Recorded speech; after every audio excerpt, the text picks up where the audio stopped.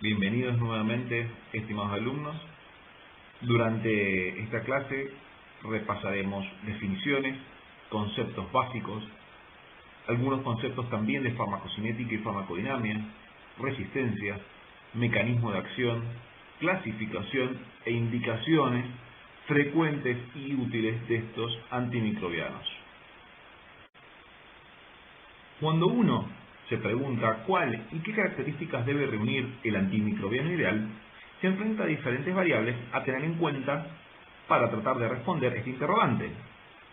Debe poseer acción selectiva, tener acción bactericida frente a bacteriostático.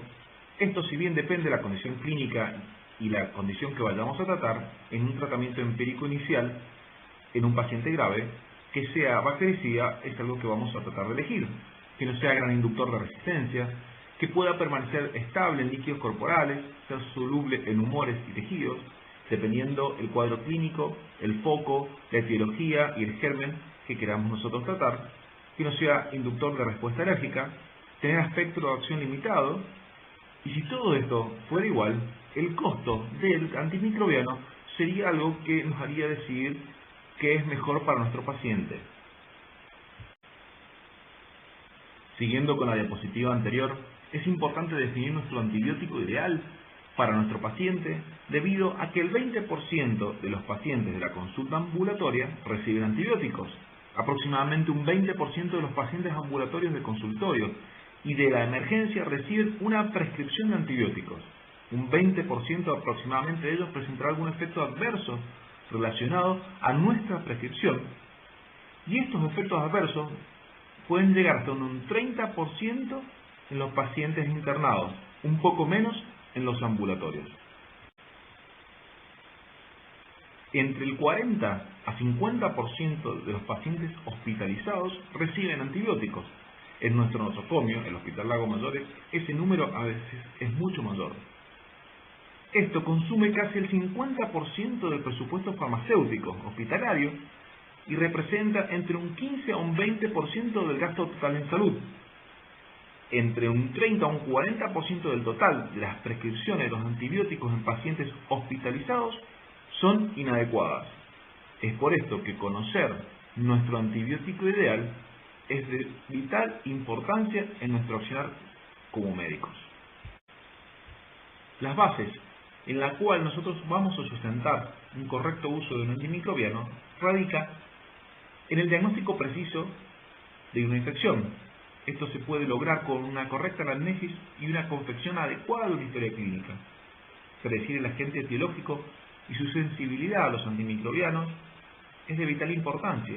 Podemos citar como ejemplo un paciente que sospechamos que tenga una infección urinaria, donde el agente etiológico va a ser un bacilo gram negativo, como una Escherichia coli, y la sensibilidad a nuestro antimicrobiano, que puede variar en el lugar donde nos encontremos, pero por ejemplo si elegimos una quilonora como la ciprofloxacina, en donde actualmente la Escherichia coli tiene una sensibilidad a esta o una resistencia del 30%, versus una trimetroprima sulfamethoxazol que puede llegar a un 60%.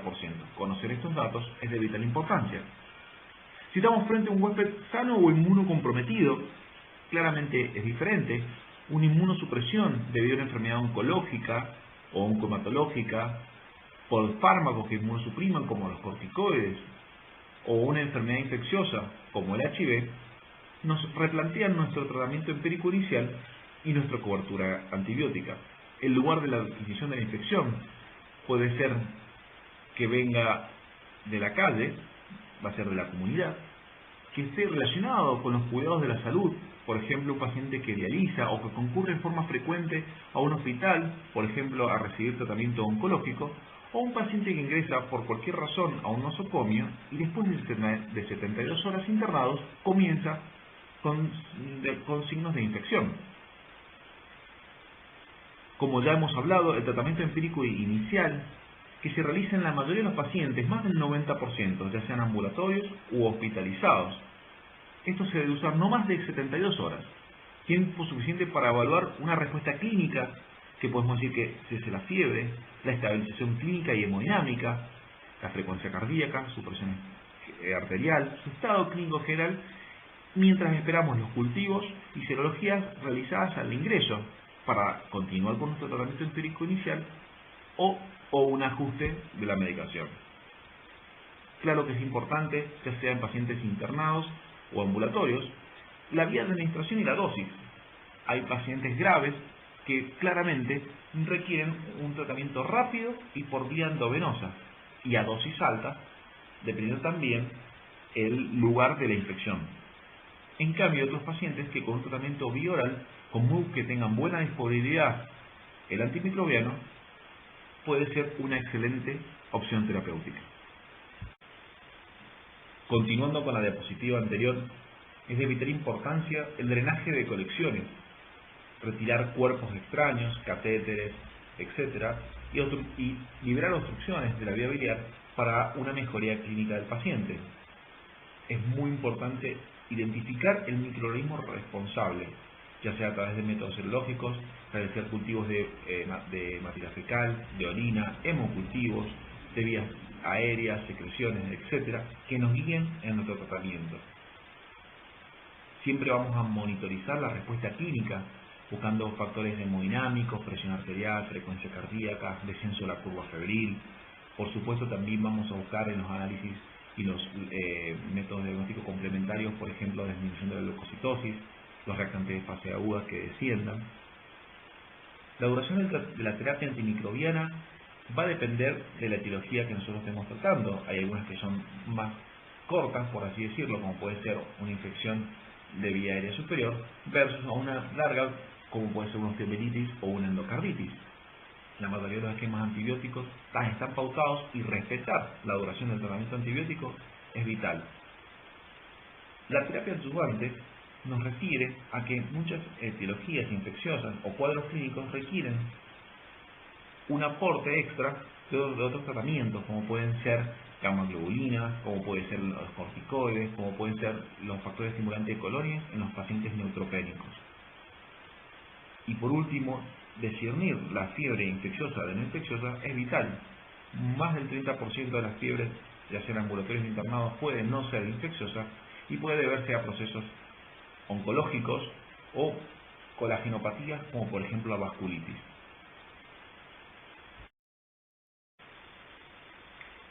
En esta diapositiva podemos ver múltiples emergencias infectológicas, nombrando algunas como la meningococcemia, el paciente neutropénico febril, las meningitis bacterianas, pacientes sépticos, endocarditis, infecciones necrotizantes de piel y partes blandas, infecciones graves de cabeza y cuello.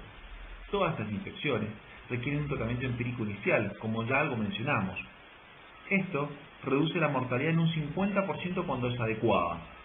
En infecciones graves, como las mencionadas, la demora mayor a 2 horas en el inicio de la terapia antimicrobiana aumenta la mortalidad, casi en un 10% por cada hora que se demora.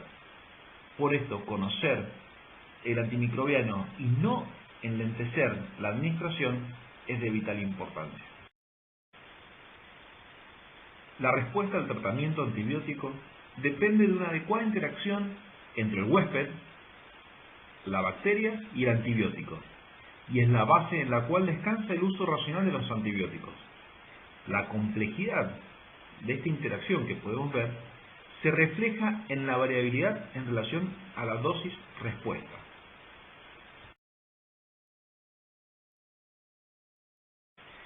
La farmacocinética involucra la biodisponibilidad de la droga en el organismo e incluye la absorción, la unión a proteínas, droga libre es igual a droga activa, el volumen de distribución, la vida media, su biotransformación hepática y su excreción renal y extrarrenal. Es importante destacar que conocer estas variables es de vital importancia. Voy a nombrar como ejemplo la excreción renal y la extrarrenal, porque muchas veces el aclaramiento del fármaco depende del estado de su función hepática o de su función renal. Y esto requiere un ajuste de dosis que se hacen por tablas o por guías que indican, según el filtrado glomerular, el intervalo de la dosis y la dosis a aplicar.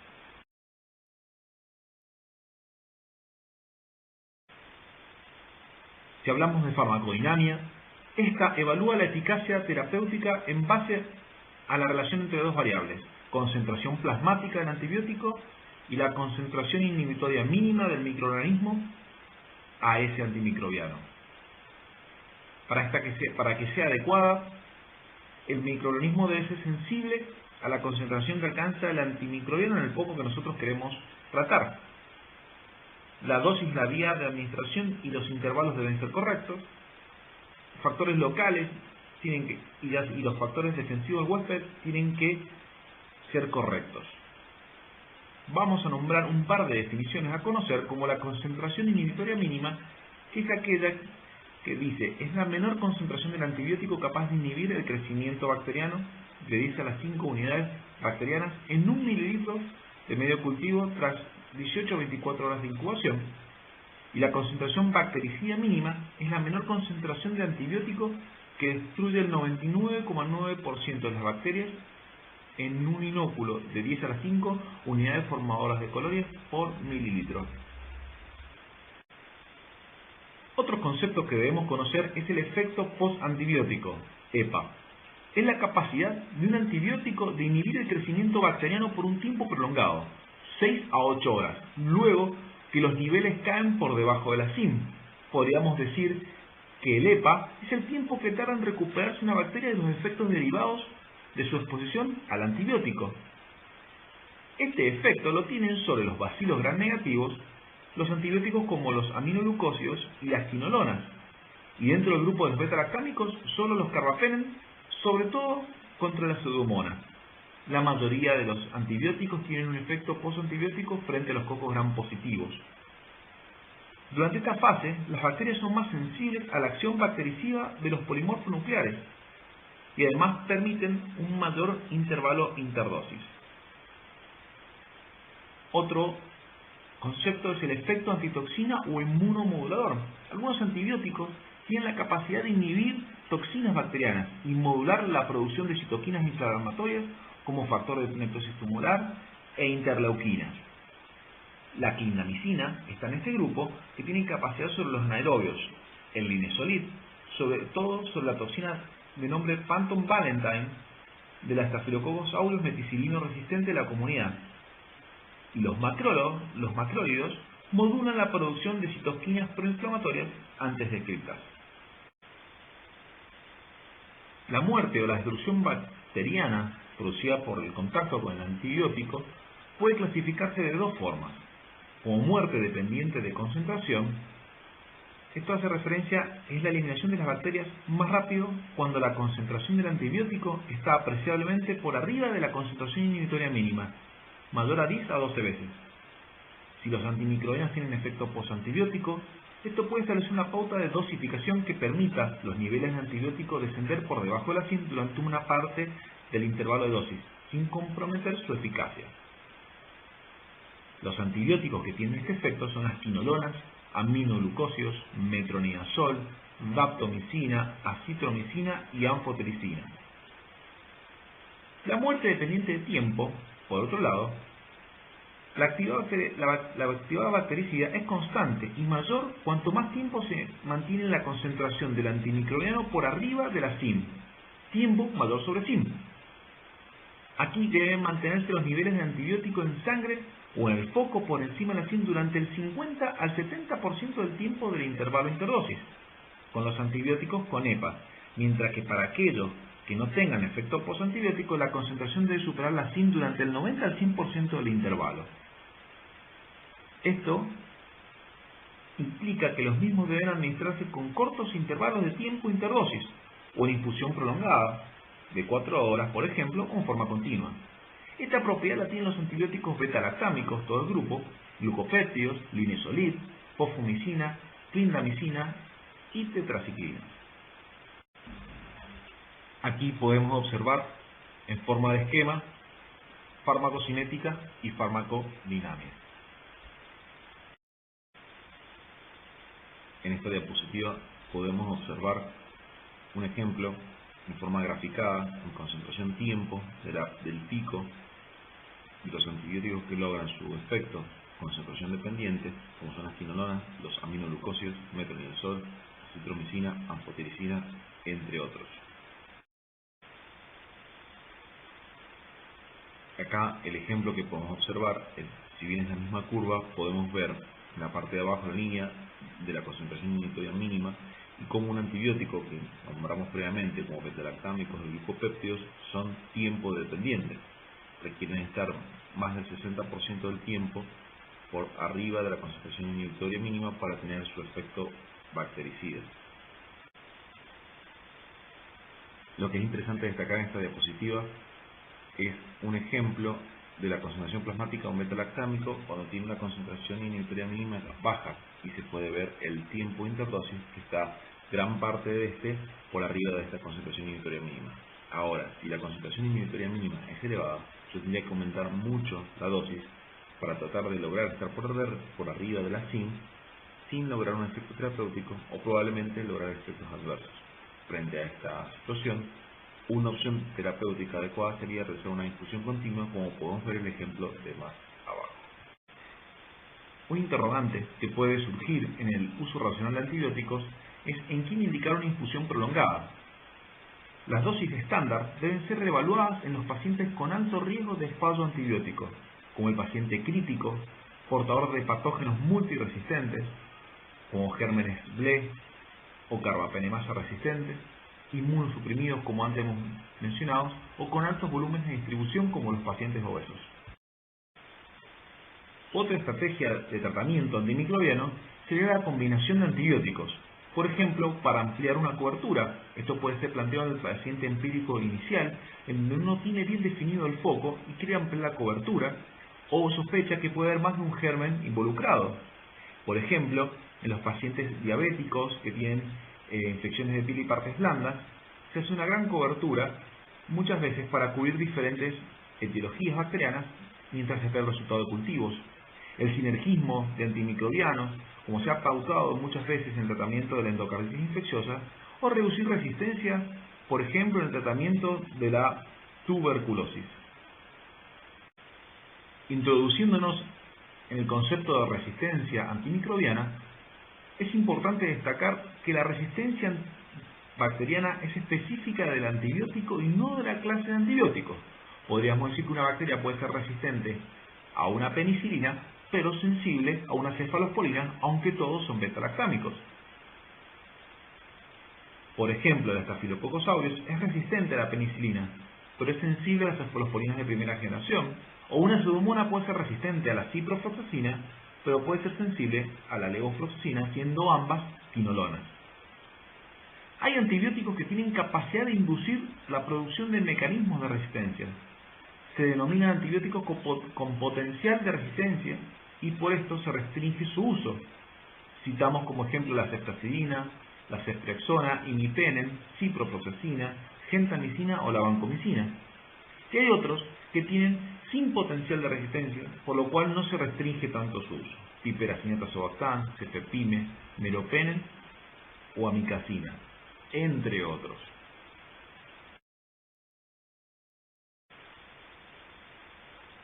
Desde el año 2012 han aumentado las infecciones producidas por microorganismos multiresistentes agrupados bajo el epónimo de escape, cuyas letras significan E de Enterococcus faecium, S de Staphylococcus aureus meticilino resistente, la K de Klebsiella, la A de Cinetobacter baumannii, P de Pseudomonas aeruginosa, E de Enterobacter y E por Escherichia coli.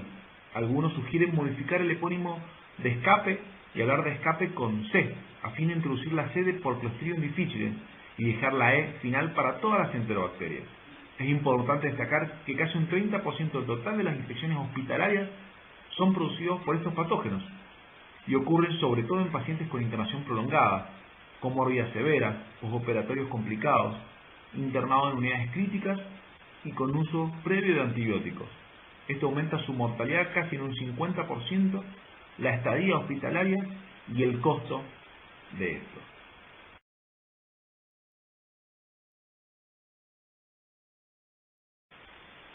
Es importante siempre tener en cuenta que la elección del tratamiento en las enfermedades infecciosas se basa en la premisa que los resultados de susceptibilidad in vitro son predictivos de la eficacia clínica. Pero la resistencia microbiológica no siempre se correlaciona con la resistencia clínica. Citando un ejemplo, ocurre que cuando estamos frente a una bacteria con resistencia de beta-lactamasa de espectro extendido, conocidas como BLE, in vitro, en el laboratorio, el bacteriólogo la puede informar como que es sensible a la piperacillina azobactam. Pero sabemos que la respuesta clínica no es correcta y se comporta como resistente. Por eso, la indicación de tratamiento de un germen que presenta resistencia tipo BLE es con carbapenem. Las causas que seleccionan resistencia, como es de común conocimiento, es debido al gran sobreuso de este tipo de tratamientos. ¿Cuántos antibióticos se indican en infecciones que son de origen no bacteriano? Dosis inadecuadas, horarios establecidos no de forma correcta, intervalos no indicados, suspender tratamientos antes del tiempo indicado. Y otro tema importante que se da cada más en los últimos tiempos es el gran uso de antibióticos con fines agropecuarios, lo cual son un gran generador de resistencia. Respecto a los tipos de resistencia, encontramos la natural, que es aquella que tiene una propiedad específica de las bacterias y su aparición es anterior al uso de antibióticos. Son mecanismos permanentes determinados en forma genética, no correlacionables con el incremento de dosis de antibióticos. En el caso de la resistencia natural, todas las bacterias de la misma especie son resistentes a alguna familia de antibióticos y eso les permite tener ventajas competitivas respecto a otras cepas. La resistencia se transmite de forma vertical, de generación en generación. En cuanto a la adquirida, aparecen cambios puntuales de ADN, mutación, o la adquisición de nuevos materiales genéticos llamados elementos genéticos móviles, como los plásmidos, los tramposones y los integrones. La transferencia de genes se realiza horizontalmente, permitiendo no solo la transmisión de generación a generación, sino de bacteria a bacteria. De esta forma, una bacteria puede adquirir la resistencia a uno o varios antibióticos sin necesidad de haber estado en contacto con ellos. Esto constituye un problema gravísimo en la práctica clínica. Esto se detecta por pruebas de sensibilidad y se pone en manifiesto en los fracasos terapéuticos de un paciente infectado con cepas de un cierto tipo de germen que en otro tiempo fue sensible. Respecto a los mecanismos de resistencia, podemos mencionar inactivación enzimática de antibióticos, alteración o sobreproducción del objetivo bacteriano mediante modificación genética que codifica la proteína diana, la adquisición de un nuevo gen que modifica un objetivo no sensible a un fármaco, por ejemplo, unión a ribosomas o alteración del blanco, disminución de la permeabilidad de la envoltura celular del antibiótico, eliminación activa del antibiótico de la zona periplasmática o del interior de la célula, entre otras. Cabe destacar otro tipo de resistencia que no se puede dejar de explicar, que es el biofilm, que es una expresión de conductas comunitarias de las bacterias y son la causa de infecciones persistentes como la otitis media crónica, la osteomielitis, endocarditis protésica, catéter o bronquiectasias infectadas. Los antibióticos fracasan aquí porque la mayoría trabajan sobre bacterias con alta tasa de replicación, cosa que no existe en el biofilm. Además, la convivencia de bacterias en estas poblaciones favorece la transferencia de factores de resistencia. En el biofilm, las bacterias viven en una matriz polimérica generada por ellas mismas, en el seno del cual se agrupan, según diferentes especializaciones, para favorecer su supervivencia. Interferir en este mecanismo, en este quorum sensing que se habla, es actualmente el rango prioritario de investigación porque abre la posibilidad de un tipo nuevo de drogas antimicrobianas.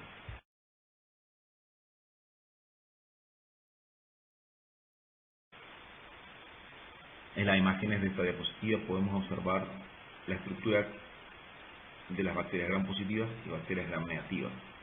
La pared de la célula gram positiva está formada por una única capa homogénea de 20 a 8 nanómetros de grosor de peptidoglicano o mureína. situada por fuera de la membrana celular. Por el contrario, la pared de la célula gram negativa es más compleja. Posee una capa de 2 a 7 nanómetros de grosor de peptidolicano rodeada por una membrana externa. Al realizar microfotografías electrónicas, se observa un espacio entre la membrana plasmática y la externa de las bacterias gram negativas y a menudo entre la membrana plasmática y la pared celular de las gram positivas. Este espacio se denomina espacio periplásmico y está ocupado por un gel, el periplasma.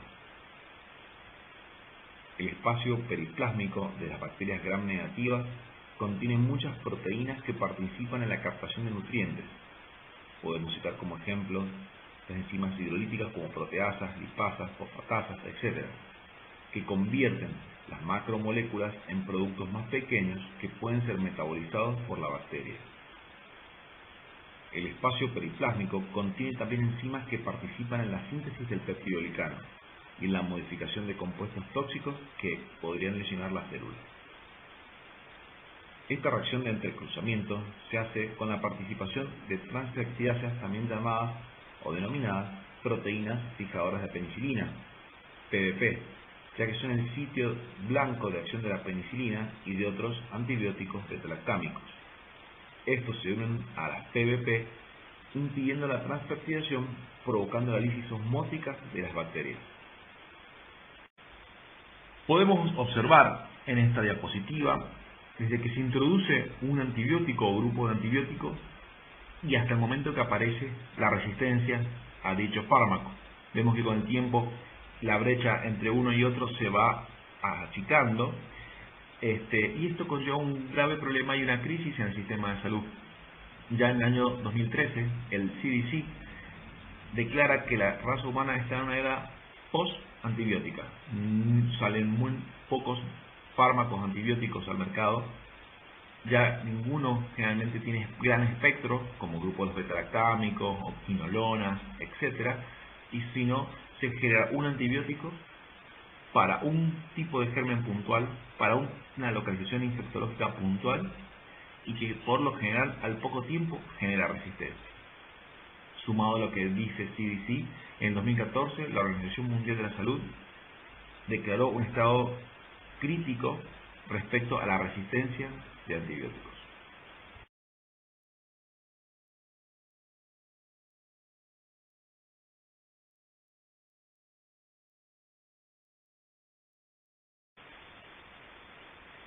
Respecto a mecanismos de resistencia puntuales, encontramos las beta-lactamasas de espectro ampliado, o BLEA. Son plasmídicas transferibles, como se enunció previamente, por conjugación entre bacterias del mismo género, y no debe confundirse con el mecanismo de resistencia tipo BLE, que se describirá a continuación. Afectan a las aminopenicilinas, ureidopenicilinas y cefalosporinas de primera generación. Son inhibibles por el sulbactam, el ácido clavulánico y el tazobactam. Las bacterias más afectadas por estas son las enterobacterias. Ahora sí, el tipo de resistencia beta-lactamasa plasmídica transferible de espectro extendido, o BLE, son muy importantes por su impacto clínico. Se las conoce por diferentes siglas y números. Son mutaciones puntuales de las BLEA en uno de los nucleótidos de la secuencia. El género más afectado es de la Klebsiella pneumoniae y aparece por uso indiscriminado de cefalosporina como la ceftriaxona o la ceftazidima. Cuando se detecta, nunca deben usarse ninguna cefalosporina, aunque el antibiograma indique sensible. Esto, como se anunció previamente, ocurre también cuando aparece la sensibilidad para piperacilina tazobactam. La indicación frente a este tipo de resistencia, por lo general y dependiendo de la flora de cada institución, son los carbapenem. Dentro de los mecanismos de resistencia puntuales encontramos uno que reviste mayor complejidad, gravedad y dificultad en la práctica médica a nivel mundial, que es un mecanismo de resistencia llamada carbapenemasa. Son enzimas que hidrolizan a todos los beta-lactámicos, incluyendo al último bastión de tratamiento antimicrobiano que poseemos, que son los carbapenem. Se pueden distinguir tres grupos de enzimas, clase A, B y D. Por su elevada prevalencia y dispersión podemos destacar las siguientes, las cuales voy a nombrar ahora en la clase. La que es de tipo A, que se llaman Carbapenemasa de Klebsiella pneumoniae, o famosa KPC, que es la más prevalente y la que debemos conocer. Ahora sí, entrando puntualmente en los antibacterianos, empezamos con la clasificación. En las próximas 4 diapositivas enumeran las diferentes formas de clasificarlos.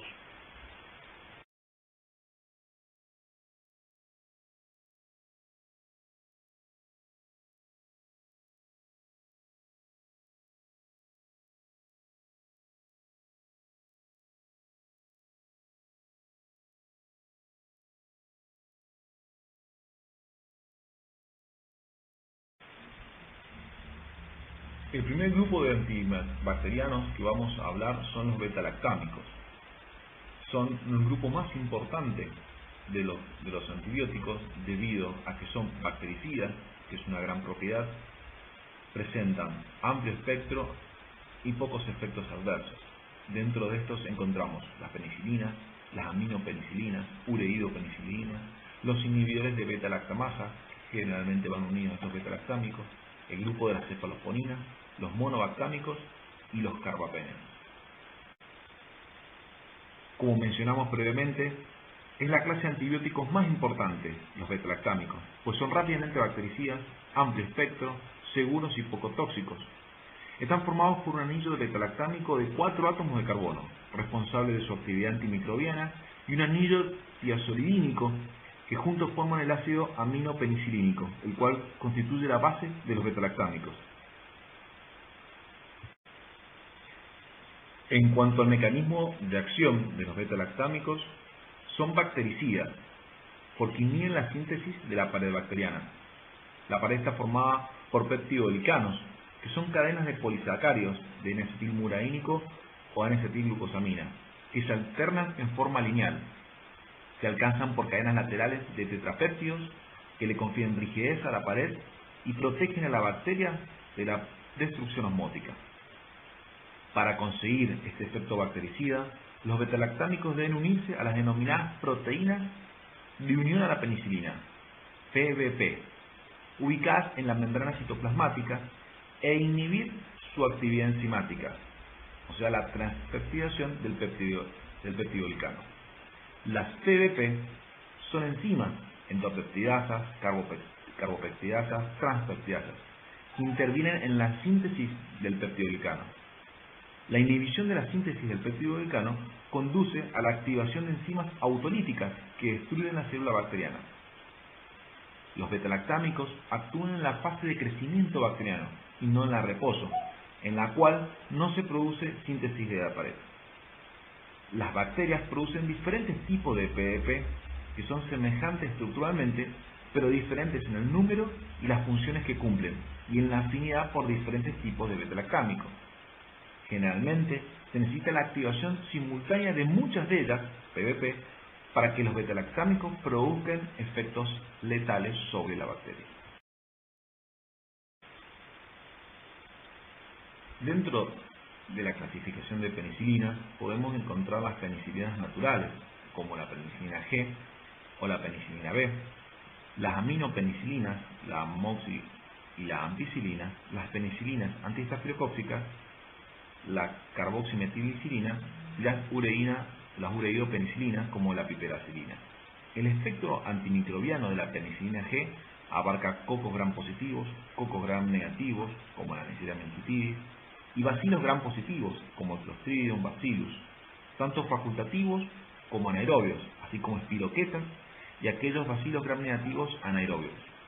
La producción de derivados semisintéticos del ácido 6 aminopenicilínico permitió disponer la preparación de activos vía oral con mayor resistencia a las beta-lactamasas y mayor capacidad de penetración en las bacterias gram negativas, que son las aminopenicilinas y las penicilinas antiestafilocóccicas.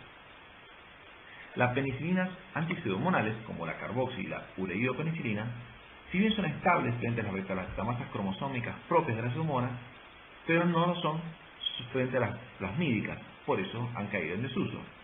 Y encontramos en este grupo la piperacilina, que junto con el tazobactam es un antibiótico seguro que se usa en gran medida en clínica médica, ya que tiene muy buena cobertura contra cocos gram positivos, bacilos gram negativos, tiene actividad importante antianaeróbica y frente a las pseudomonas.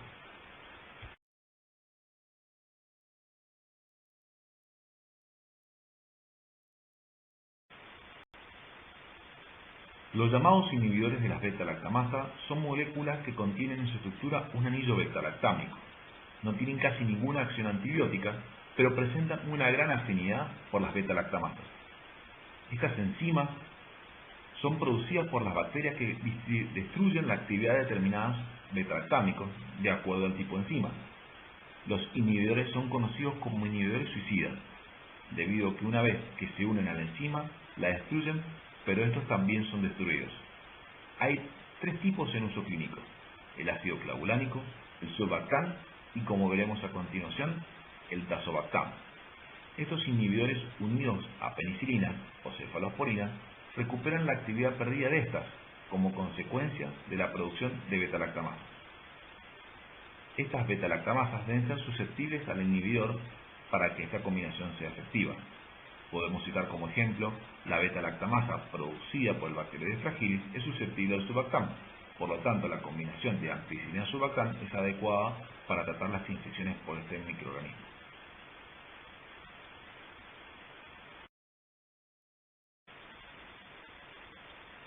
Acá podemos observar al tazobactam en su unión con la piperacilina.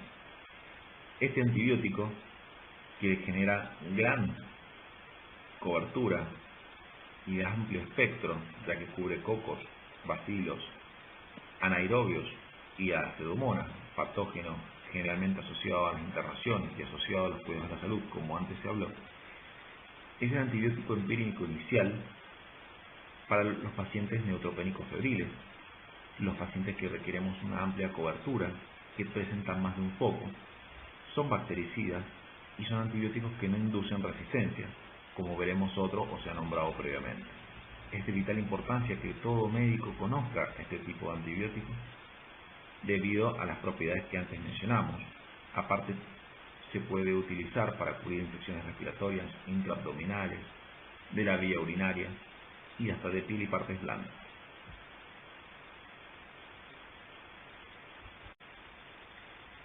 La ceftazidima avibactam es una novedosa cefalosporina unida a un inhibidor de beta-lactamasa que fue aprobado por la FDA en febrero de 2015.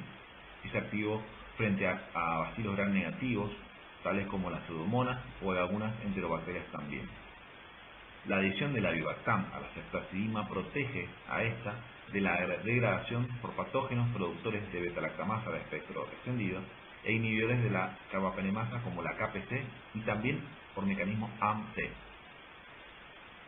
Si bien en un principio la ceftazidima estaba aprobada para indicaciones con infecciones intraabdominales complicadas, sumado metronidazol, e infecciones complicadas del tracto urinario, ya en el año 2018 el CDC aprobó este antibiótico para la neumonía asociada a ventilador en pacientes con cuidados críticos. Es imperativo que la ceftazidima avibactam se use de manera responsable para que pueda conservar su efectividad. En esta diapositiva, una vez más, repasamos las propiedades de la piperacilina tazobactam, como su amplio espectro, que no genera resistencia, la eliminación renal y biliar, y por lo tanto está indicado en pacientes con neumonías graves, sépticos, neutropénicos febriles, más de un foco probable, etc.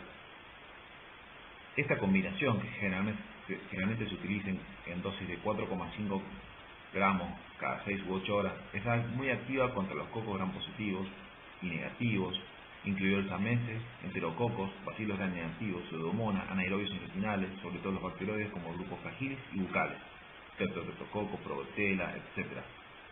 No induce resistencia, se elimina como droga activa por vía biliar y renal, alcanza muy buenas concentraciones en pulmón y está indicado en todas las patologías que recién vimos.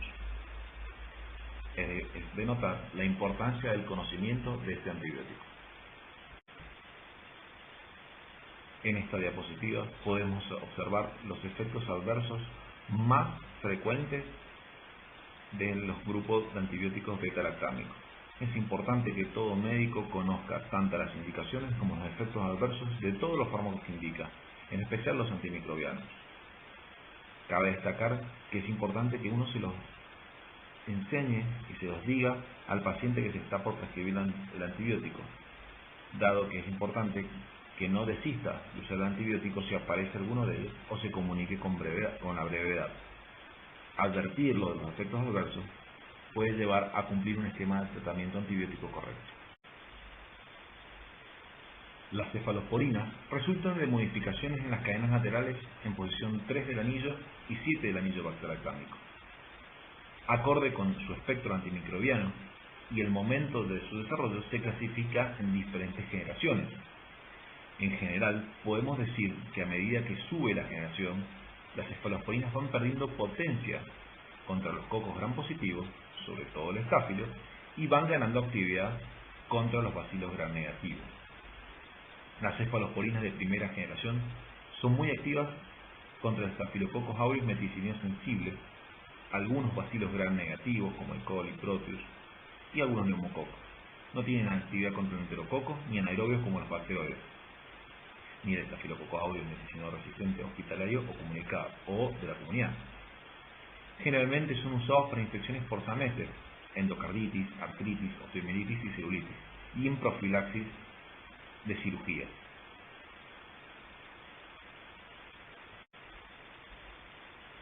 Las cefalosporinas de segunda generación, su espectro antimicrobiano es similar a las de primera, con mayor actividad contra el Haemophilus influenza y la Moraxella catarrhalis, estos ambos cocos gram negativos, y bacilos gram negativos como la Klebsiella y el Proteus. Tenemos el cefaclor activo por vía oral, la cefuroxima por vía oral y endovenosa. Pertenece a este grupo la cefoxitina, única cefalosporina activa contra anaerobios intestinales, Bacteroides fragilis, pero inferior a otros antianaeróbicos y no disponible en Argentina. Las cefalosporinas de tercera generación nacieron con el propósito de mejorar la actividad frente a los bacilos gram negativos. Tenemos aquellas con actividad anti-pseudomonas, como la ceftazidima, dosis por lo general de 1 gramo cada 6 o 8 horas endovenoso, y sin actividad anti-pseudomonas, como la ceftriaxona, de 1 a 4 gramos día endovenoso, la cefotaxima y el cefixima. Tienen muy buena actividad contra el neumococo, incluido el resistente a la penicilina, el meningococo, gonococo, Haemophilus, Moraxella y el Sameter. La ceftriaxona es de uso endovenoso o intramuscular, la cefixima oral y el resto solo endovenoso. La vida media prolongada de la ceftriaxona y su farmacodinamia permite su administración en 1 a 2 dosis diarias. Ninguno tiene actividad sobre Staphylococcus aureus meticilino resistente, germen problemas si recordamos, enterococos y anaerobios. La ceftriaxona es selectiva en el tratamiento empírico, recordemos esto, de la meningitis de la comunidad, enfermedad de Lyme severa, la uretritis gonocóxica y la salmonellosis. Como efecto adverso de la ceftriaxona podemos decir el síndrome barrio-biliar y la pseudolitiasis en administración prolongada por la precipitación de las sales de la misma en la vía biliar. La dosis para meningitis es de 2 gramos cada 12 horas. Este tipo de antibióticos, las cefalosporinas como la ceftriaxona, son indicaciones muy puntuales, ya que son, si recordamos, productores o generadores de resistencia. Por eso reservamos para las indicaciones y quizás podemos usar en este caso piperacillina tazobactam para infecciones similares. Respecto a las cefalosporinas de cuarta generación, tenemos el cefepime y el cefpirome. Tienen el mismo espectro antimicrobiano que las cefalosporinas de tercera, pero con mayor actividad contra bacilos gram negativos resistentes, y en este caso sí presentan cobertura para la Pseudomonas aeruginosa. Alcanzan altas concentraciones en el espacio periplásmico de los bacilos gram negativos, pero este grupo no tiene actividad frente a los Staphylococcus aureus meticilino resistentes, enterococos, anaerobios intestinales, pero sí conservan actividad sobre los cocos gram positivos y cocos gram negativos. No son tan estables frente al tipo de resistencia de beta-lactamasa de espectro extendido, y cabe destacar que el cefepime puede producir un estado epiléptico no convulsivo, sobre todo en los pacientes que se le indica con fallo renal. las cefalosporinas de quinta generación, encontramos la ceftalolina y el ceftalozano asociado a tazobactam. El espectro es similar al de cuarta generación, tiene alta afinidad sobre las PDP-2A. Recordemos que generalmente tienen que inhibir a más de un PDP para producir la destrucción osmótica de la célula y su efecto bactericida. Tienen actividad frente al SAM-R, Staphylococcus aureus meticino resistente. De hecho, fueron creadas para este tipo de target. No activa frente al enterococo y su utilidad es para gram negativos multiresistentes. La unificación del ceftalozano tazobactam se creó para las infecciones de piel y neumonía.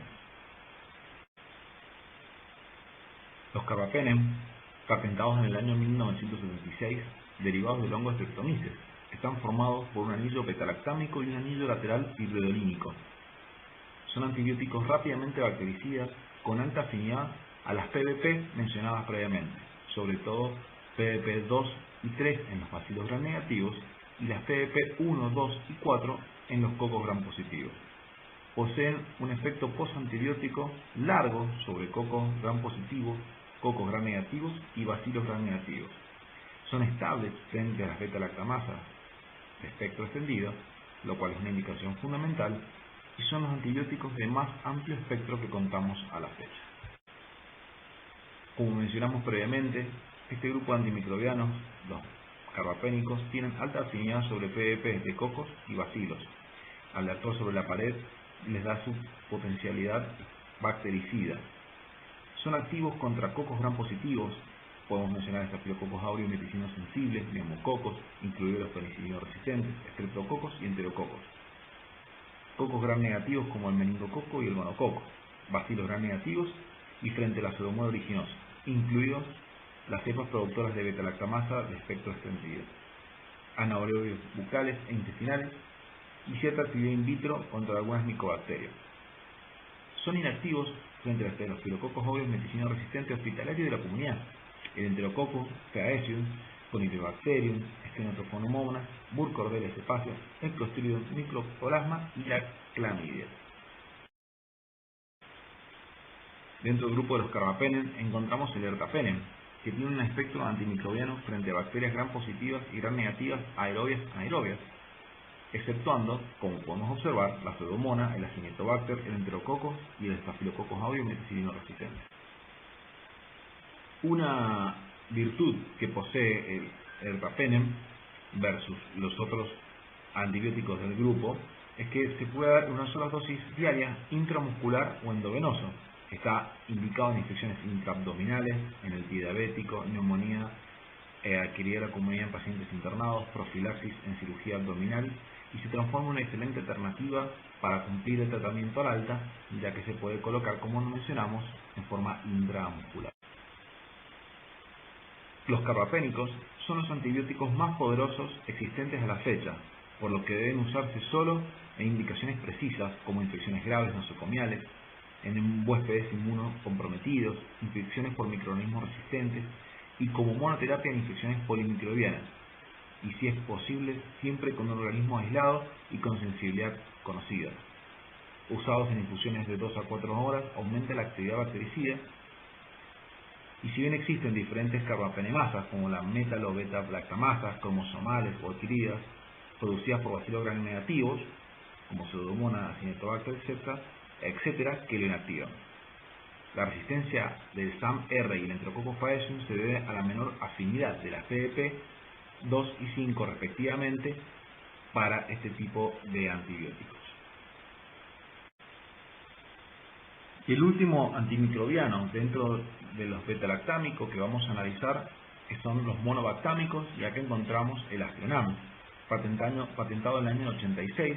Es un antibiótico natural producido por diferentes bacterias del suelo que se une solo a la PBP3. Se caracteriza por no tener reacción cruzada de hipersensibilidad con ninguno de los otros beta-lactámicos. Es por esto que se puede usar en casos de alergia grave a los mismos. Es bactericida y activo solo contra bacilos gram negativos y pseudomonas, pero no tiene actividad alguna contra los cocos gram positivos ni anaerobios por carecer afinidad por sus respectivas PDP. Es sinérgico con algunos aminoglucósidos, pero no con carbapenems ni cefalosporinas de tercera generación que inducen a las bacterias a la producción de cefalosporinas cromosómicas clase C que lo hidrolizan y destruyen. Es por esto que es útil en infecciones hospitalarias y en pacientes con alergia mayor a beta-lactámicos seleccionados.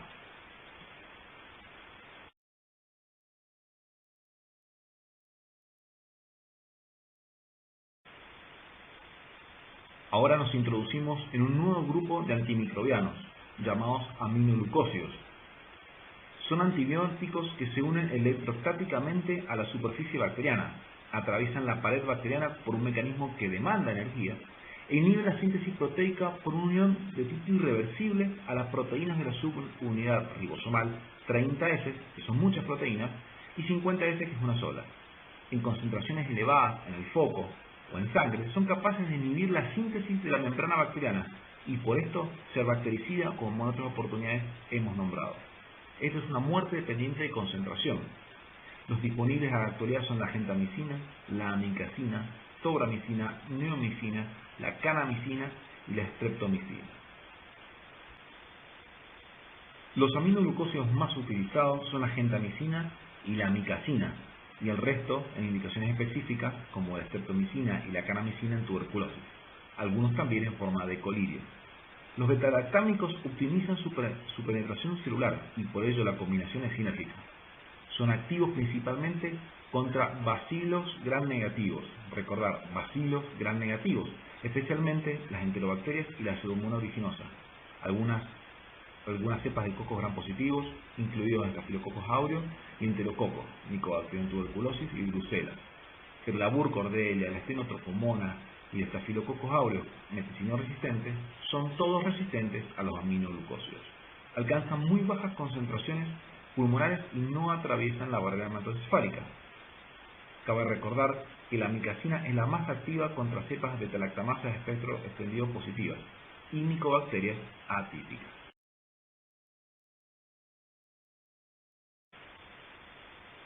La desventaja de este grupo de antimicrobianos es su gran toxicidad.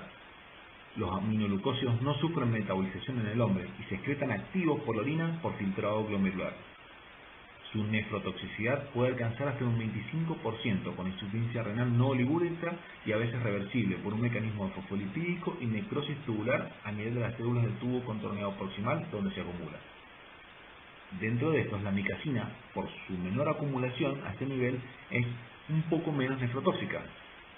Cabe destacar que en estos pacientes que se utilizan este tipo de antimicrobianos nefrotóxicos hay que monitorizar cada 2 a 3 días la función renal y no debe usarse por tiempos prolongados. La ototoxicidad, que puede ser tanto coclear como vestibular, es ocasional y puede llegar a ser reversible. Además, produce un bloqueo de la placa neuromuscular por inhibición de la acetilcolina presináptica y bloqueo de receptores postsinápticos, por lo que estarían contraindicados en pacientes con miastenia gravis o botulismo, por ejemplo. En la actualidad, los aminoglucósidos están indicados en situaciones especiales como algunas endocarditis infecciosas, infecciones por bacilos gram negativos multiresistentes y tuberculosis resistentes. Podríamos nombrar acá también los pacientes fibroquísticos. Cuando se los debe usar, debería hacerse en una monodosis total diaria, en perfusión de 30 minutos a 1 hora para conseguir un efecto bactericida dosis dependiente, utilizar su efecto postantibiótico prolongado sobre los bacilos gram negativos y el Staphylococcus aureus, y reducir su nefro y ototoxicidad antes mencionada. En casos de endocarditis, aún se sostiene usarlo en infusión intermitente cada 8 a 12 horas. Un nuevo grupo de antibióticos a analizar son las quinolonas. Estos son antibióticos bactericidas concentración dependiente, inhibidores de la ADN girasa, en la topoisomerasa 2 y 4, bacteriana. Es importante destacar que bloquean el proceso de replicación, recombinación y reparación del ADN bacteriano. Esto sumado a la liberación de exonucleasas y o a la activación de proteínas lípicas letales, que explica además la muerte bacteriana. En base a su desarrollo, las primeras en aparecer han sido clasificadas como quinolonas de primera generación, esto en los años 60, con el ácido nalilíxico como su exponente principal, hoy utilizado solo para realizar test de resistencia en los laboratorios, activo solo para vía urinaria contra algunos bacilos gram negativos. Ya en el año 78 aparece la norfloxacina para vía urinaria y digestiva, y al año siguiente la ciprofloxacina, siendo estas quinolonas de segunda generación, ambas con mayor actividad contra bacilos gram negativos, incluidos la Pseudomonas aeruginosa, enteropatógenos, enterococos y el Staphylococcus aureus meticilioso sensible, y en el caso de la ciprofloxacina, con capacidad para alcanzar concentraciones antibióticas adecuadas en sangre, pulmón y hueso. En el año 96 se desarrollaron las quinolonas de tercera generación, la levofloxacina y la gatifloxacina. La última no está en el mercado. En el año 99 aparecen las quinolonas de cuarta generación, la moxifloxacina, la clinafloxacina y la gemifloxacina. Las quinolonas de tercera y cuarta generación son denominadas quinolonas respiratorias por su espectro de actividad contra microorganismos responsables de infecciones respiratorias altas y bajas. La delafloxacina o delafloxacin es una nueva quinolona químicamente distinta a las fluoroquinolonas que conocemos en la actualidad. Posee un efecto ventajoso sobre el Staphylococcus aureus meticilino resistente. Es una droga de reciente aprobación, no disponible en nuestro medio, pero la citamos para ir conociendo los nuevos antibióticos o herramientas que podamos nosotros utilizar en un futuro. Las quinolonas de uso actual, de segunda, tercera y cuarta generación, tienen un amplio espectro antimicrobiano. Son activas contra cocos gram positivos, estafilococos, enterococos, hemófilus, moraxella, gonococo, meningococo, microorganismos atípicos respiratorios, micoplasma y clamidia, bacilos gram negativos, la Pseudomonas aeruginosa y en algunos casos en el esquema de tratamiento para Mycobacterium tuberculosis. Y por supuesto para enteropatógenos como la salmonela, la shigella y la yersinia. Cabe recordar que tienen un efecto postantibiótico prolongado y un efecto sobre los leucocitos postleucocitario importante. Por eso se administran en una o dos dosis diarias. Su potencial de resistencia es bajo y es debido a mutaciones cromosómicas. La biodisponibilidad es mayor al 90%. Son sinérgicas con beta-lactámicos y aminoglucósidos frente a bacilos gram negativos y con glucopéptidos sobre gram positivos, pero son antagónicos con la rifampicina. Es importante destacar, entonces, que son una excelente opción para las infecciones urinarias, por ejemplo la ciprofloxacina, aunque hay que recordar que la resistencia en nuestra población puede llegar hasta un 30%, pero en el empírico inicial sería una buena opción. Es importante destacarlo como la levofloxacina puede ser una excelente opción frente a una neumonía adquirida en la comunidad, y no solo porque cubre a los patógenos respiratorios comunes, sino que tiene esta posibilidad de cubrir a los intracelulares como el micoplasma y la clamidia. Respecto a las contraindicaciones y los efectos adversos de este grupo de antibióticos, tenemos que decir que por lo general son poco tóxicos, pero algunos son importantes. Es importante destacar la tendinitis con ruptura del tendón de Aquiles por la toxicidad generada sobre las fibras de colágeno, en particular la levofloxacina, producen disglucemia secundaria a la alteración de la secreción o sensibilidad de la insulina, sobre todo en quinolonas de tercera y cuarta generación. Se han descrito convulsiones por inhibición de la unión del GABA a su receptor. Otra complicación importante a tener en cuenta es el fenómeno de QT prolongado, con bloqueo de los canales de potasio, con riesgo de arritmia ventriculares graves como la torcida de punta. Es importante conocer estos efectos adversos debido a que quizás si un paciente tiene esta afección o recibe algún otro fármaco que prolonga, por ejemplo el QT, y nosotros vamos a indicar una quinolona, saber el riesgo de este. Esto nos hace conocer en profundidad el fármaco. También están contraindicados en la lactancia y en menores de 16 años, y por supuesto en el embarazo están contraindicados por ser teratogénicos. En esta diapositiva podemos observar las recomendaciones principales de este grupo de antimicrobianos, las cuales hemos ido repasando previamente. Y nos introducimos en un nuevo grupo de antimicrobianos como son los macrólidos. Son antimicrobianos bacteriostáticos, actúan inhibiendo la proteína ribosomal 50S y bloquean las reacciones de translocación y transpeptidación que intervienen en la síntesis proteica. Tienen un efecto postantibiótico sobre los cocos gram positivos y negativos, tienen muy buena penetración intracelular, sobre todo en las células del sistema fagocítico, donde alcanzan concentraciones muy superiores a las séricas. El espectro antimicrobiano incluye neumococos, donde podemos encontrar un 25% de resistencia, estreptococos piógenes, estafilococos aureus meticillinos sensibles, hemófilos influenza, los gonococos, moraxelas y atípicos respiratorios. Es importante esto, micoplasma y clamidia.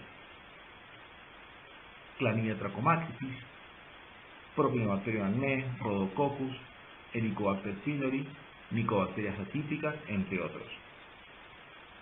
La espiromicina tiene actividad muy inferior, pero es muy activa sobre protozoos como el Toxoplasma y el Cryptosporidium. Es importante remarcar que los bacilos gram negativos son intrínsecamente resistentes a los macrólidos, dado que estos fármacos no pueden atravesar su pared bacteriana.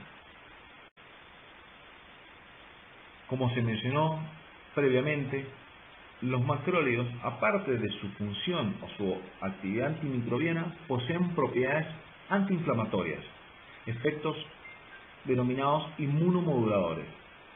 Inhiben el factor de necrosis tumoral, interleuquinas, estabilizan la membrana de los polimorfos nucleares. Se ha visto que puede tener una reducción de la producción de biofilm, mejoran el clínex mucociliar y la hiperreactividad bronquial.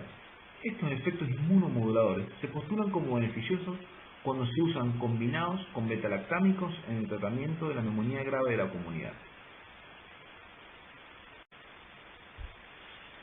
Históricamente, se los han usado como alternativa en pacientes alérgicos a los betalactámicos. Actualmente se los reserva para el tratamiento de infecciones respiratorias altas y bajas, ya que alcanzan buenas concentraciones en pulmón. Recordar que, aparte de cubrir los gérmenes comunes, también cubren los atípicos respiratorios. También se puede utilizar para legionellosis, bartolenosis, úlcera péptica asociada para Helicobacter pylori. Acá vamos a recordar la claritromicina en esquema de 500 mg cada 12 horas. Infección por Mycobacterium avium, clamidia trachomatis, uretritis gonocócica. Es importante recordarlo esto en el tratamiento con acitromicina, 2 gramos monodosis para la guardia o para el consultorio, enteritis por Campylobacter. Es importante destacar que la acitromicina puede administrarse durante el embarazo. La diarrea, por aumento de la motilina, es el principal efecto adverso. Se han asociado aumento del riesgo de muerte cardiovascular en pacientes con patología previa, sobre todo con acitromicina, debido a hipopotasemia o hipomagnesemia, pues son fármacos proarrítmicos y pueden prolongar el intervalo QT y producir así una torcida de puntas. Por último, es importante destacar que ninguno alcanza concentraciones útiles en sangre, por lo que no debe usarse para el tratamiento de bacteremias y si no, debe hacerse en tratamientos combinados con otro fármaco antimicrobiano que sea bactericida, por ejemplo, ampicilina sulbactam más un macrólido como claritromicina en tratamiento empírico inicial para una neumonía adquirida en la comunidad. Ahora hablaremos de los glicopéptidos. Son antibióticos bactericidas tiempo dependientes que actúan inhibiendo la síntesis de la pared bacteriana, dado que inhiben la síntesis y el ensamblaje de los polímeros de peptidoglicano, que forman la pared, en un paso metabólico previo y diferente a los betalactámicos. También alteran la permeabilidad de la membrana citoplasmática, inhiben la síntesis del RNA y poseen un efecto postantibiótico sobre los cocos gram positivos. De igual manera que los betalactámicos, requieren de bacterias proliferantes para ejercer su efecto. La posibilidad de utilizarlos en infusión continua podría tener menos efecto nefrotóxico y alcanzar su máximo potencial bactericida. Es importante recordar que son activos contra los estafilococos aureus meticillinos sensibles, si bien son bactericidas más lentos que los betalactámicos y menos potentes. Su principal acción radica en estafilococos aureus meticillinos resistentes, tanto hospitalarios como comunitarios. Este grupo de antibióticos no tienen actividad frente a los bacilos gram negativos, ya que la membrana externa impide su acceso al sitio de acción. Dentro de este grupo farmacológico encontramos la teicoplanina, que tiene actividad antimicrobiana similar a la vancomicina, pero se diferencia en que tiene una vida media más larga, que puede llegar a 100 horas, lo que permite su administración una vez por día, tanto por vía endovenosa como intramuscular. No produce el síndrome de hombro rojo, como la vancomicina, tiene mayor captación ósea, que sería un potencial uso para osteomielitis, por ejemplo, y menor potencial oto y nefrotóxico. Este grupo de antibióticos está indicado solo para el tratamiento de infecciones como endocarditis, neumonías, osteomielitis, celulitis y meningitis, por poco gram positivo resistentes a los beta-lactámicos. En pacientes alérgicos a los beta-lactámicos, en infecciones por Clostridium difficile, esto se da en forma vía oral, y como profilaxis, precolocación de prótesis en lugares de alta prevalencia por Staphylococcus aureus miticino resistentes. En esta diapositiva podemos observar nuevamente las indicaciones de los glucopéptidos. Una aclaración a destacar es que la vancomicina, por su baja penetración pulmonar, es menos efectiva que el linezolid en el tratamiento por neumonías por Staphylococcus aureus miticino resistentes. Y en forma reversa, es más efectivo por la concentración sanguínea, la vancomicina, respecto al linezolid, para tratar este tipo de gérmenes que nosotros llamamos gérmenes problema o de difícil tratamiento. A continuación, hablaremos brevemente de los lipoglicopéptidos, un grupo nuevo de antibióticos derivados de los anteriormente mencionados, en donde encontramos la telavancina y la dalbavancina. La telavancina es un derivado de la vancomicina que se ha mostrado más efectivo en infecciones por microorganismos resistentes al linezolid, daptomicina y cepas DISA, que son Staphylococcus aureus con resistencia intermedia a la vancomicina. Está indicado en infecciones cutáneas e en neumonías nosocomiales por Staphylococcus aureus miticino resistente. La dalbavancina es un derivado de la teicoplaida con vida media muy prolongada, que puede dar a 250 horas, que permite una administración de una vez por semana, con mayor actividad bactericida in vitro que la vancomicina, y teicoplanina por mayor anclaje a la pared bacteriana. A su vez, tiene menor potencial nefrotóxico. La clindamicina pertenece al grupo de las lincosamidas, es bacteriostática por unión a la proteína 30-S. Es importante recalcar que nunca debe administrarse junto a macrólidos, pues estos son antagónicos. Es un antibiótico activo por vía oral y endovenosa, y tiene actividad contra los cocos gram positivos, incluidos el Staphylococcus aureus miticino sensible, al resistente, pero solo comunitario, a diferencia de la vancomicina que describimos previamente, que puede ser tanto comunitario como nosocomial. Siguiendo con la lista de gérmenes a los que tiene espectro, es el neumococo, el streptococo piógenes, anaerobios de la boca, Clostridium perfringens, Bacteroides fragilis, aunque encuentra un 20% de resistencia, y no tienen actividad contra los bacilos gram negativos. Es importante destacarlo que para las infecciones de la vía aérea superior o de boca, si uno es alérgico a los beta-lactámicos, podría tener una indicación. Además, tiene efecto inmunomodulador, ya que suprime la producción de toxinas bacterianas, antagoniza el factor de necrosis tumoral alfa, favorece la ozonización y la fagocitosis. Además, tiene efecto antitoxina del Staphylococcus aureus y se la usa para infecciones necrosantes de la piel y partes blandas, como por ejemplo la infección del piso pelviano, de los que ocurre generalmente en los pacientes alcohólicos o diabéticos, como la gangrena de Fournier. Como ya mencionamos, es efectiva en tratamiento de infecciones orofaringeas de vía aérea superiores y combinada con beta-lactámicos en las infecciones por anaerobios, neumonías aspirativas como ejemplo, infecciones intraabdominales, cerebrales, de piel y partes blandas. El efecto adverso más importante es la colitis pseudomembranosa por Clostridium difficile, que puede comenzar durante el tratamiento o semanas después, debido a que la droga se elimina lentamente por el organismo.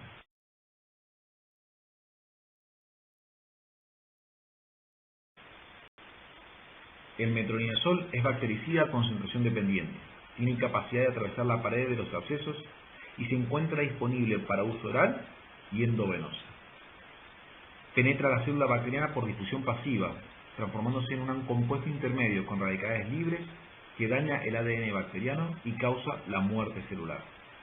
Es el antimicrobiano antianaeróbico más potente que poseemos. Es muy activo contra los anaerobios colónicos como el Bacteroides fragilis, Fusobacterium, Clostridium, Enteromonas lítica, llave de Lambda, Helicobacter pylori, Trichomonas y Gardnerella vaginalis. Es importante destacar que combinado con beta-lactámico es muy efectivo contra el tratamiento de infecciones mixtas por anaerobios, aerobios, intraabdominales y cerebrales, y de probada eficacia en tratamiento de colitis pseudomembranosa no severa producido por el Clostridium, ya que en forma severa es más efectiva la vancomicina.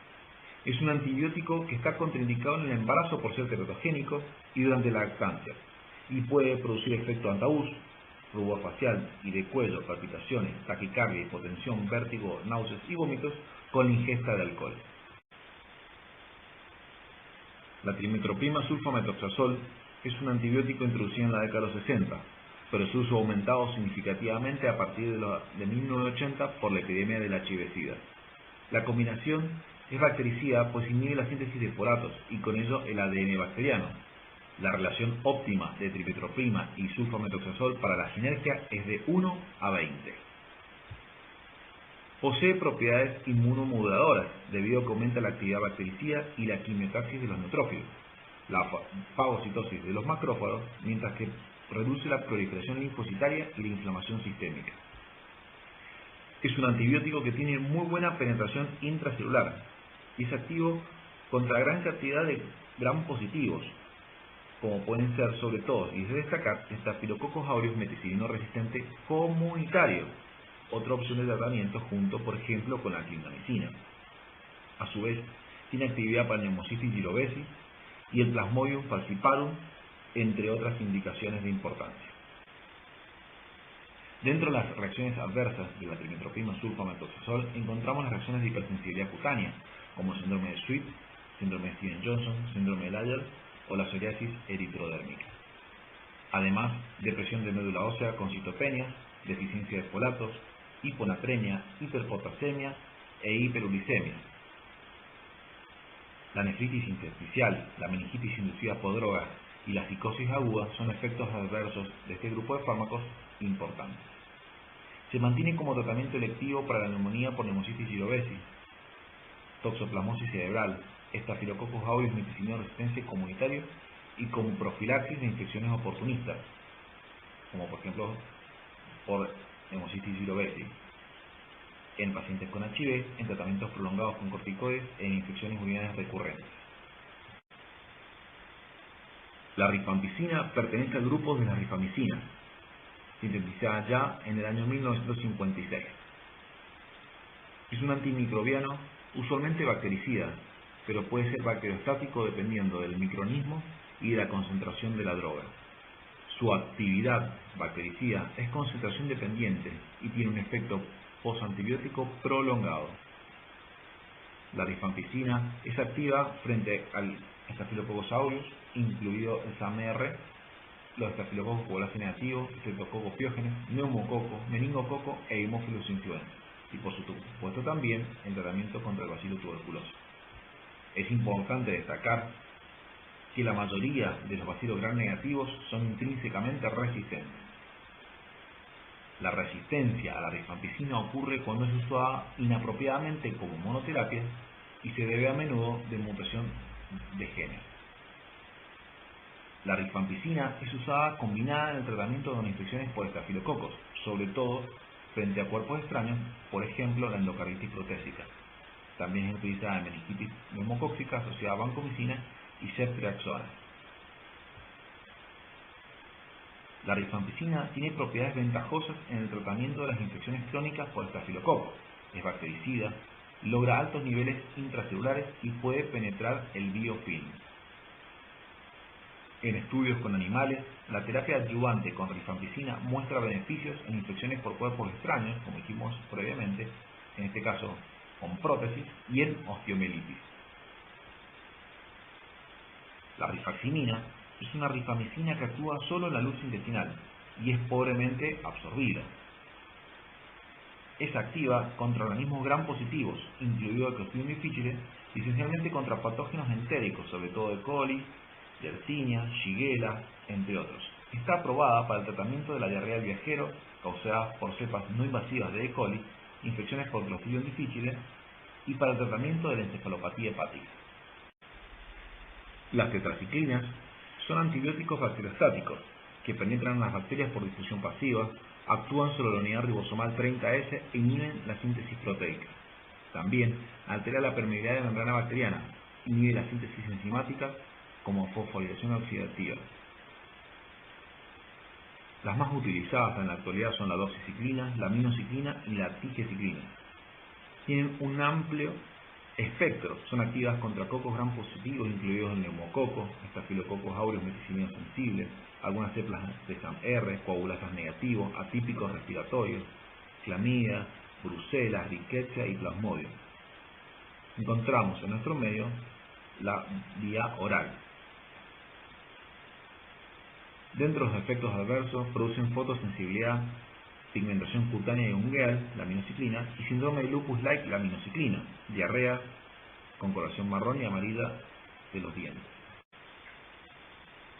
La tigecyclina es una gliciciclina derivada de la aminociclina, pero 20 veces más potente, que inhibe la síntesis proteica por unión a la proteína 30S, pero con un espectro antimicrobiano muy amplio, que incluye el estafilococos aureus meticilino sensible, al meticino resistente, algunas cepas visas, enterococos faecium y fecalis, resistentes a vancomicina, neumococo penicilino resistente, atípicos respiratorios, bacilos gram negativos múltiples resistentes, productores de beta-lactamasa de efecto extendido, e incluso carbapenemasa, que incluye la Klebsiella y el Acinetobacter, A. clostridium y Anaerobius. Es importante destacar que la Pseudomonas y el Proteus son intrínsecamente resistentes.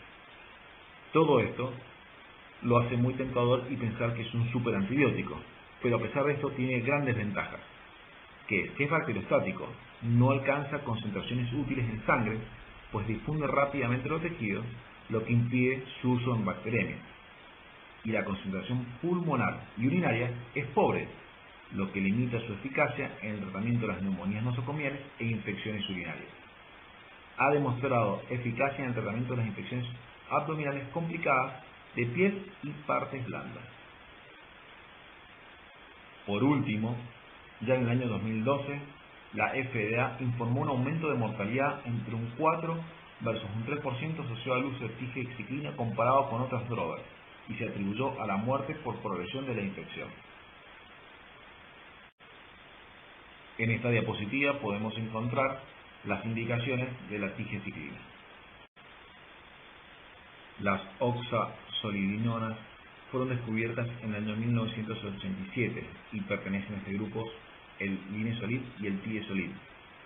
Son antimicrobianos bacteriostáticos, pues inhiben la síntesis proteica por unión a la proteína 50S. Tienen un efecto postantibiótico prolongado y tiene una biodisponibilidad oral al 90%. Su espectro incluye el estafilococos aureus meticilino sensible, al resistente hospitalero y comunitario, y el enterococo resistente a vancomicina, ya sea faecium y fecalis, y las cepas visas, o sea, estafilococos aureus con resistencia intermedia a la vancomicina.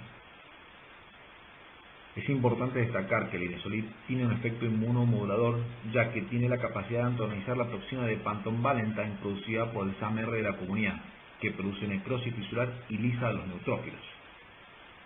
Este antimicrobiano es una buena alternativa para el tratamiento ambulatorio de las infecciones por SAM-R, como osteomelitis e infecciones de piel y partes blandas.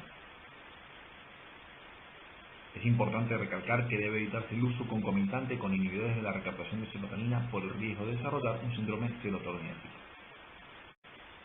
En esta diapositiva podemos observar los efectos adversos antes descritos.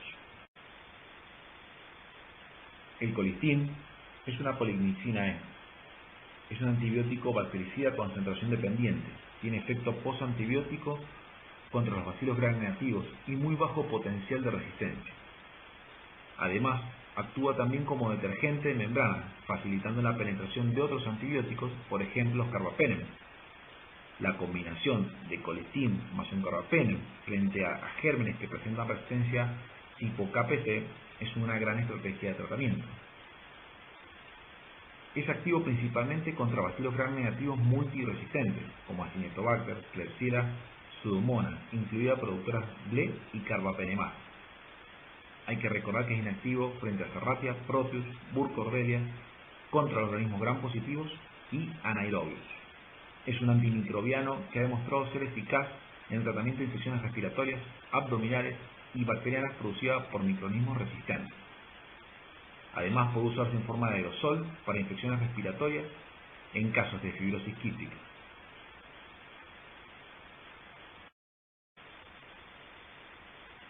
La daptomicina es un lipopéptido, descubierto en los años 80.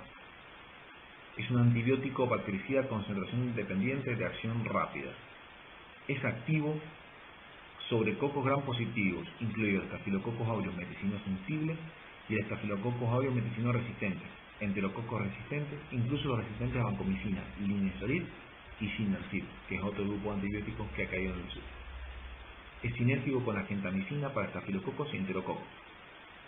Cabe aclarar que no tiene acción sobre los vacilos gram negativos y el surfactante pulmonar lo inactiva. Como efecto adverso puede producir miositis con aumento de CPK y neumonía eosinofílica. Se ha demostrado ser muy eficaz para el tratamiento de endocarditis e infecciones de piel y partes blandas producidas sobre todo por Staphylococcus aureus meticino resistentes y por Enterococcus faecium. Es uno de los antibióticos creados prácticamente para combatir al SAM-R. En esta diapositiva podemos recordar los efectos adversos y recordar una vez más que no se utiliza en neumonía. En esta diapositiva recordamos las indicaciones de la daptomicina: endocarditis, infecciones cutáneas sobre todo por SAM-R e infecciones por Enterococcus faecium. En esta diapositiva solo les dejo para recordar cuáles son los antianaerobios efectivos, como el metronidazol, los carbapenen, clindamicina, piperacilina tazobactam y la ampicilina sulbactam, sobre todo para los que son supradiafragmáticos. El metronidazol lo ponemos primero por ser el más importante de todos. En esta diapositiva, estimados alumnos, les dejo una especie de organigrama, de diagrama, para utilizarlo en forma de recordatorio para tratar de aprender y memorizar los diferentes antibióticos y el espectro que ellos poseen. Espero que les sea de utilidad como lo fue para mí. Estimados alumnos, hemos llegado al final de la clase de